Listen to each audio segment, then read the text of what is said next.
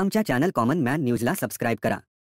तुम्ही पदवीधर मतदार असाल तर तुमच्यासाठी पुढील गोष्टी महत्त्वाच्या आहेत। येत्या 26 जून 2024 रोजी महाराष्ट्र विधान परिषद कोकण पदवीधर निवडणूक पार पडत आहे। वेळ सकाळी 7 ते संध्याकाळी 6 वाजेपर्यंत। ह्या निवडणुकीमध्ये रमेश श्रीधर कीर हे काँग्रेस पक्ष तसंच इंडिया महाविकास आघाडीचे अधिकृत उमेदवार आहेत। ह्या निवडणुकीत मतदान कसं कराल? मतदान पत्रिकेवरील रमेश श्रीधर कीर यांच्या नावासमोरील चौकोनात 1 हा अंक लिहा। हा अंक त्या चौकोनाच्या मध्यभागी लिहा।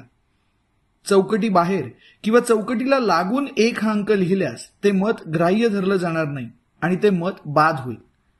मतपत्रिकेवर कुठेही सही, वर्तुळ किंवा खाडाखोड करू नये। मतदान करताना केवळ मतदान केंद्रावरील पेनाचाच वापर करावा। मतदानाला जाण्याआधी मतदान केंद्रांची माहिती करून घ्या।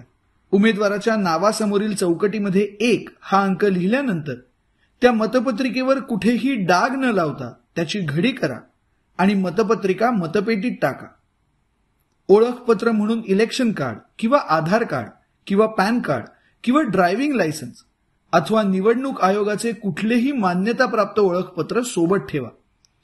तुमचा मोबाईल आणि ऑफिस बॅगची काळजी आमचे कार्यकर्ते मतदान केंद्राबाहेर घेतील।